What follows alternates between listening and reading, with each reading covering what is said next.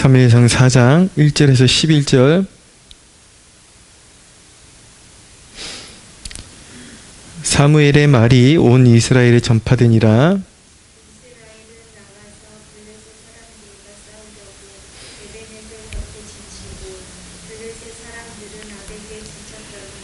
블레셋 사람들이 이스라엘에 대하여 전열을 벌이니라. 그 둘이 싸우다가 이스라엘이 블레셋 사람들 앞에서 패하여 그들에게 전쟁에서 죽임을 당한 군사가 4,000명가량이라.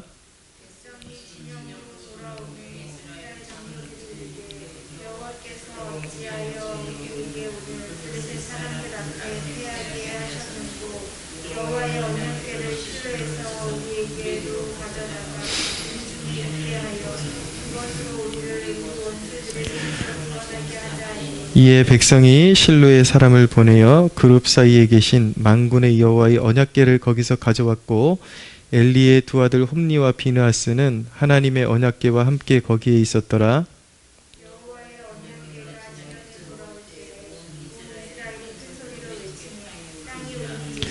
블레셋 사람이 그 외치는 소리를 듣고 이르되, 히브리 진영에서 큰 소리로 외침은 어찌 됨이냐 하다가 여호와의 궤가 진영에 들어온 줄을 깨달은지라.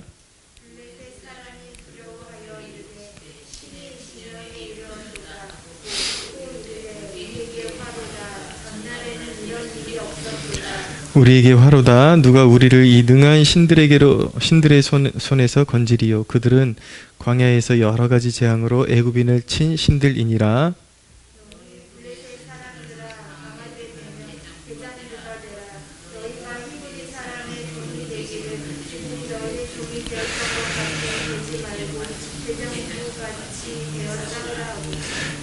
블레셋 사람들이 쳤더니 이스라엘이 패하여 각기 장막으로 도망하였고, 살육이 심히 커서 이스라엘 보병에 엎드러진 자가 3만 명이었으며 하나님의 궤는 빼앗겼고 엘리의 두 아들 홈니와 비느하스는 죽임을 당하였더라.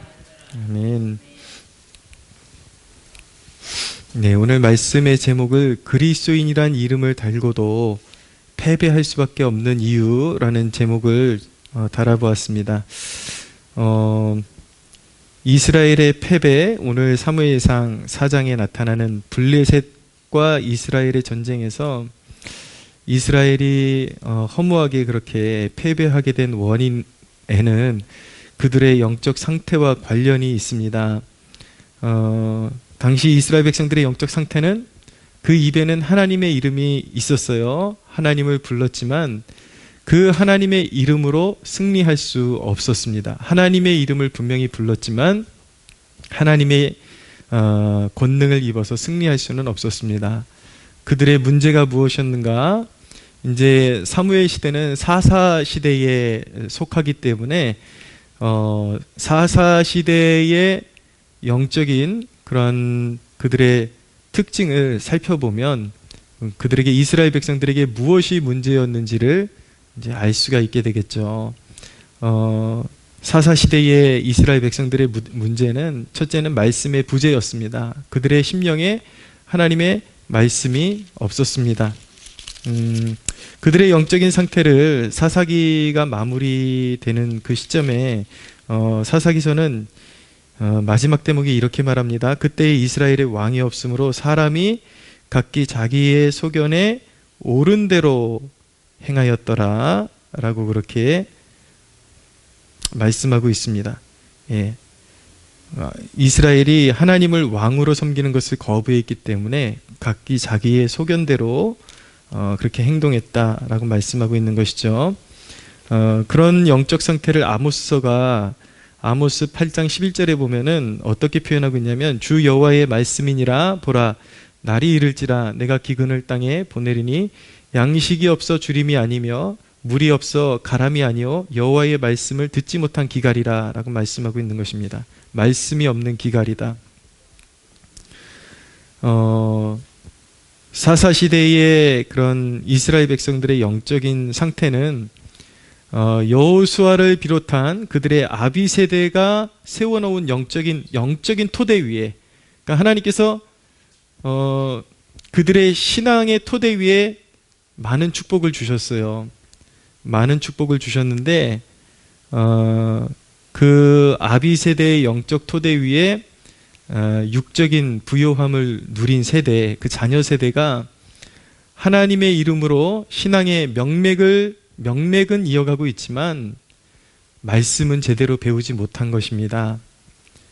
이것을 우리식으로 환원해서 말씀드리면 아주 가난하고 영적으로 핍절한 세대를 살았던 부모 세대가 하나님 앞에 부르짖고 간구하고 그리고 땅을 일궈서 이제 좀 하나님의 축복을 받아서 부요했더니 자신들은 그 간절함을 가지고 하나님께 부르짖었지만 자녀 세대에는 이제 부지런히 이제 육적인 그런 뭐 공부시키고 그리고 뭐 좋은 혜택 이렇게 누리면서 살게 하고 온갖 육적인 것을 공급하는 데만 신경 쓰다 보니까 영적으로 길러내지를 못한 것입니다.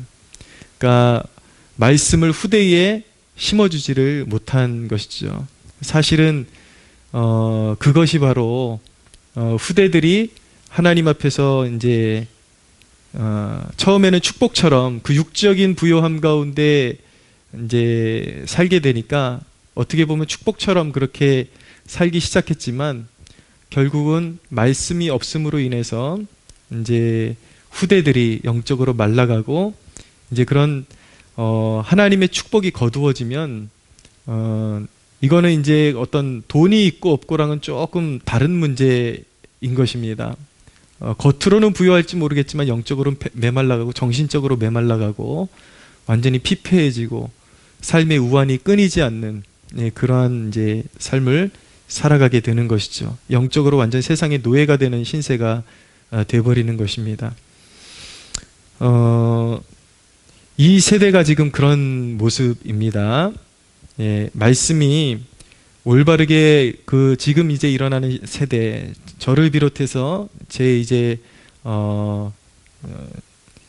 이제 같은 시대를 살아가는 사람들에게 말씀이 단단하게 못이 박히지를 못해 가지고 이 세대는 지금 제가 말씀드리는 것은 자기 스스로를 그리스도인으로 알고 있는 사람들을 말하는 것입니다.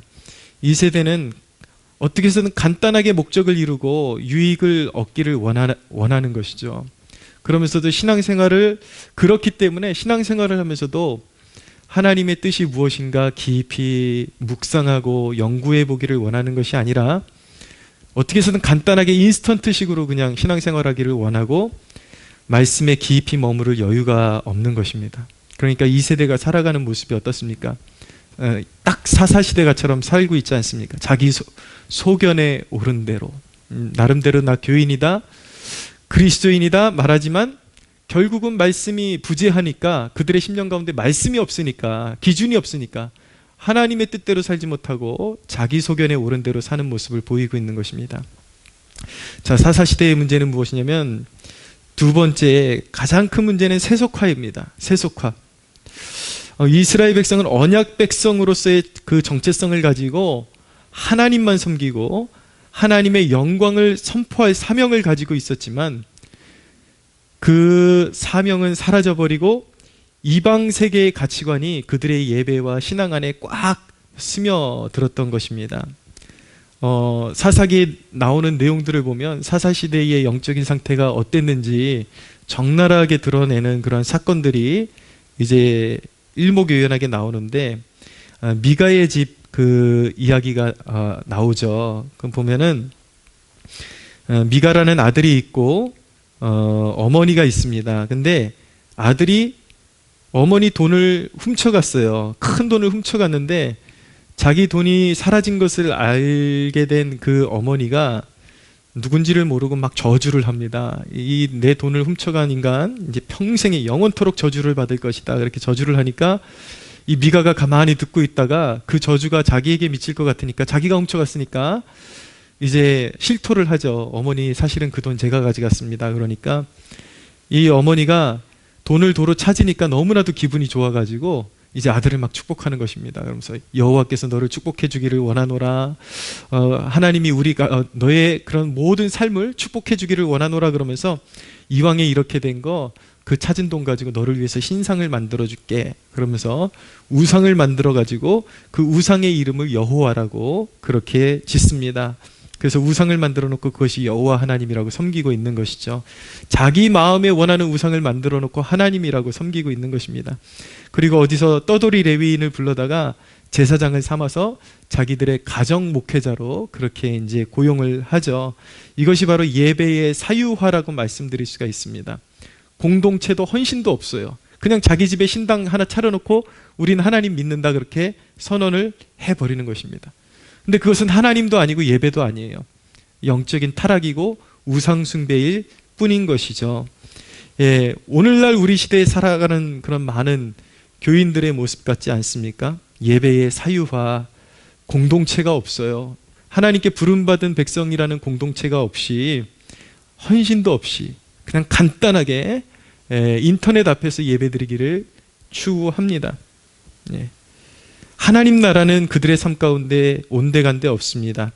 오직 개인의 영적인 만족만을 위한 신앙만이 존재하는 것입니다. 세속화라는 것은 거룩을 상실한 모습으로 나타나기도 합니다.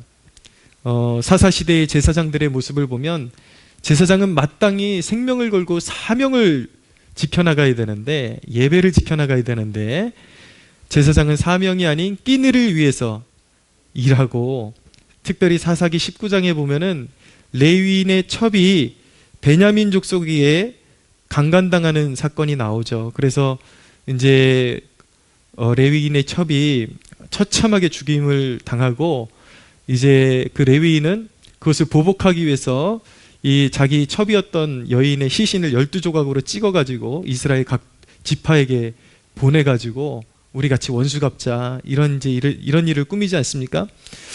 자, 겉으로 보기에는 베냐민 족속만이 잘못한 것 같죠. 성적으로 문란하고 타락했기 때문에 그런 일이 벌어진 것 같지만, 그 문제의 시발점은 레위인 자신에게 있었다라는 것을 우리가 먼저 알 필요가 있습니다. 레위인이 첩을 두고 있었다라는 그 자체가 세속적인 그런 정신이 이 레위인은 거룩하게 하나님의 예배를 섬기기 위해서 구별된 사람들이고 제사장 족속이고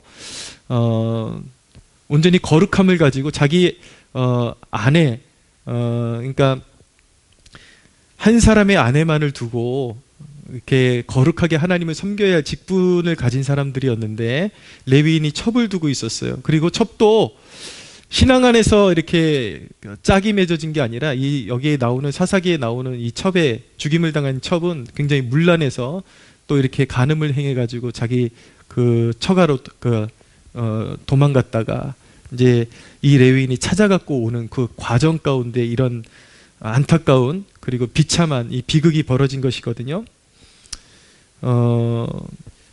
보여주는 것은 무엇이냐면, 이런 사건들이 보여주는 것은 무엇이냐면, 하나님의 예배를 섬겨야 하는 백성들의 그런 삶에, 그런 무엇을 선택하고 결혼하고 그리고 먹고 입고 하는 그런 모든 그런 삶의 그런 모습 속에 세속화가 스며들어 있다라는 것입니다.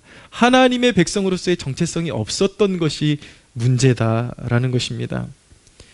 오늘날 보십시오. 그리스도인이라고 하는 사람들의 그런 삶의 모습들을 보십시오. 일하고 먹고 소비하고, 이 모든 일하는 것도 하나님의 백성들이 일하는 방식이 있고, 먹는 것도 하나님의 백성으로서 가려 먹어야 되는 것이고, 그리고 소비 문화도 하나님의 백성으로서 물질적인 그런 청지기적인 가치관을 가지고 소비하고 돈을 흘려보내고, 하나님의 백성으로서의 그런 일하고 먹고 소비하고가 하나님 나라의 가치관이 따로 있는데, 오늘 우리 시대의 그리스도인들의 모습을 보면 그리스도인으로서의 가치관이 전혀 존재하지를 않습니다. 주일날 교회 나와서 예배드리지만 세상 사람들과 똑같이 일하고, 똑같은 방식으로 야비하게 일하고, 꼼수 부려서 일하고, 정직하지 못하게 일하고, 그리고 먹고, 온갖 것 세상 사람들이 먹고 유흥 문화로 함께 누리는 것들 가리지 않아요. 닥치는 대로 먹습니다. 다 먹고 세상 사람들처럼 소비하고, 전혀 그리스도인으로서의 가치관에 구제인 것이죠. 말씀을 여러분 들으면서 생각해 보십시오. 오늘날의 그리스도인들에게 하나님께서 복을 부어주셔야겠습니까? 복을 못 받는 것이 당연한 것이죠. 왜 우리 기도가 응답이 안 될까? 응답이 안 되는 게 정상인 거예요. 예, 예. 조금 제가 억양을 세게 해서 말씀드리면 곶 따위로 사는데 복이 있을 리가 없죠. 세 번째, 경외감의 상실입니다. 하나님의 백성, 당시 하나님의 백성들의 모습을 보면 경외감이 없어요. 오늘 사무엘상 읽었는데 엘리 제사장의 아들들이 했던 행실이 무엇이었습니까? 제사를 드리기 위해서 제물을 삶는데, 고기를 삶는데 그 제물을 하나님께 올려드리기도 전에 좋은 부위를 자신들이 먼저 취해서 먹어버렸습니다. 그래서 하나님을 예배를 섬겨야 되는, 오늘날로 말하면 목회자들인데 먹고 취하고 하나님의 것을 먼저 도둑질해가지고 자기 배를 채우고 하나님께 영광을 돌리는 법을 잃어버렸습니다. 그 세대가 오늘날도 그래요.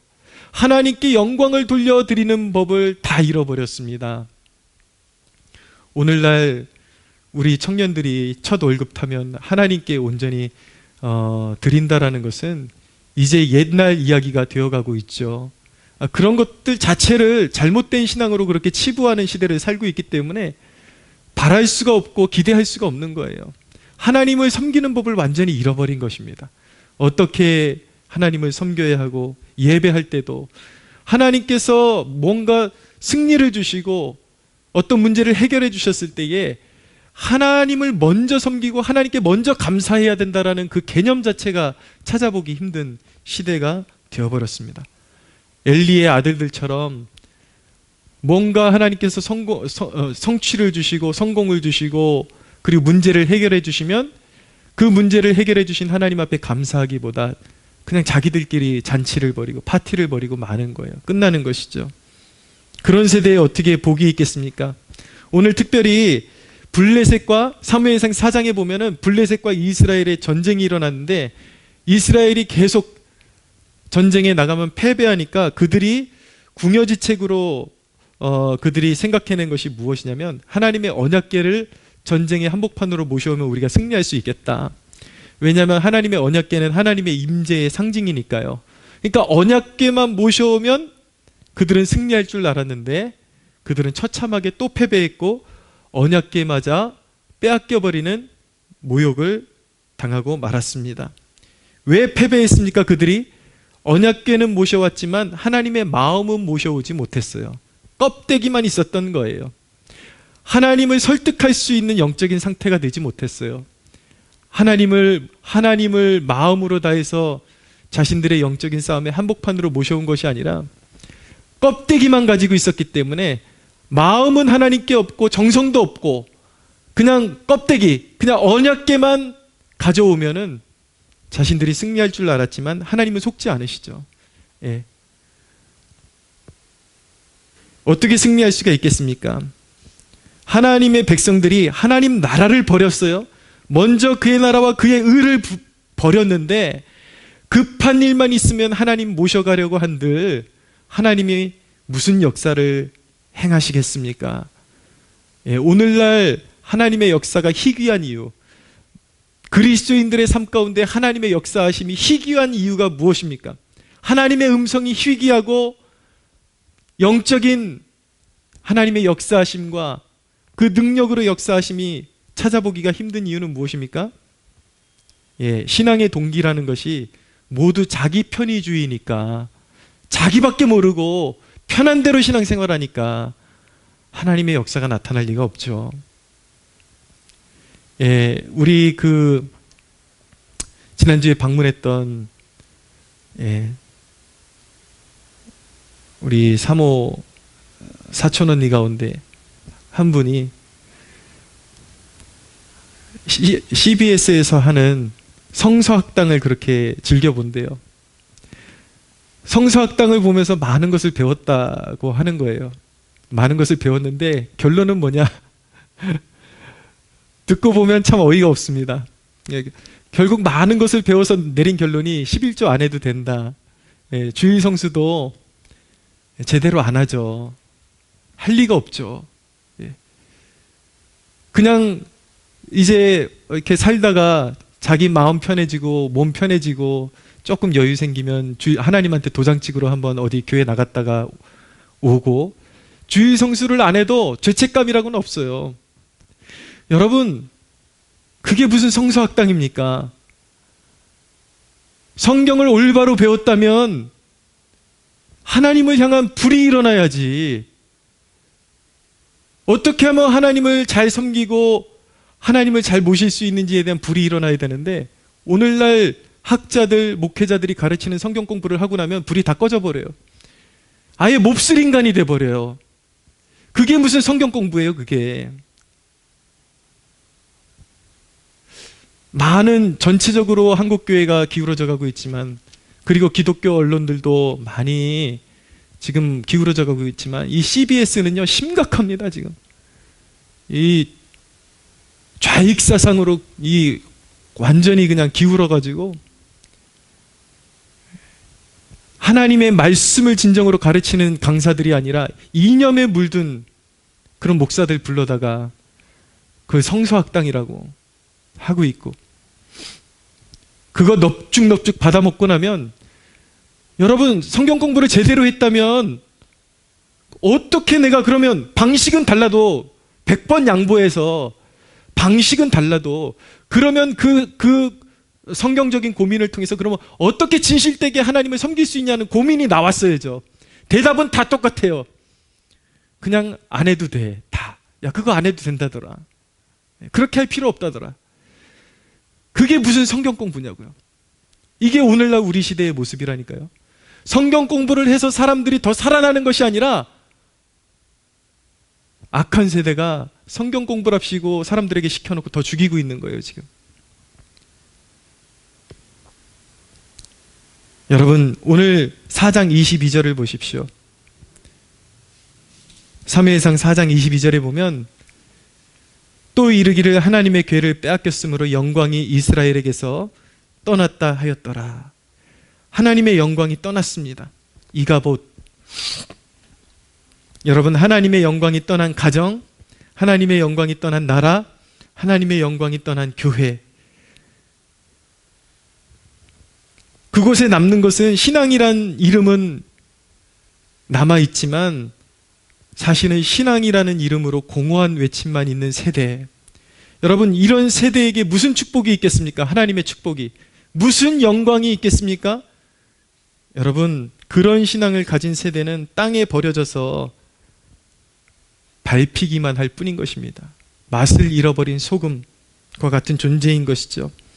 우리의 패배가 승리로 바뀌려면 먼저 하나님 앞에 겸손해져야 합니다. 엎드려야 합니다. 엎드려서 하나님 앞에 우린 피조물입니다. 우린 하나님의 도우심이 없이는 우린 한순간도 살 수 없습니다라는 간절한 고백이 일어나야 하는 것입니다. 경외감이 회복되어야 하는 것입니다. 하나님을 섬길 때 마음으로만 섬기는 것이 아니라 행실로도 하나님을 잘 섬겨야 하는 것입니다. 이것도 버리지 말고 저것도 버리지 말라. 예수님의 명령인 것입니다. 할렐루야. 네. 마음을 담는 그릇도 소중한 것입니다. 표현하지 않고 그 믿음이 진짜라는 것을 어떻게 증명을 할 수가 있습니까? 물론 마음이 없는 껍데기만 있는 것도 문제이지만, 진정한 마음이 담긴 것은 반드시 진정한 좋은 그릇에 담아서 하나님 앞에 드리게 되어 있는 것입니다. 하나님을 경외함이 회복되어야 해요. 이사야의 말씀처럼 일어나라 이방의 빛을 발하라는 그 말씀처럼 사명의 회복이 이루어질 줄로 믿습니다. 중보와 복음 전도의 사명을 붙들어야 하는 것입니다.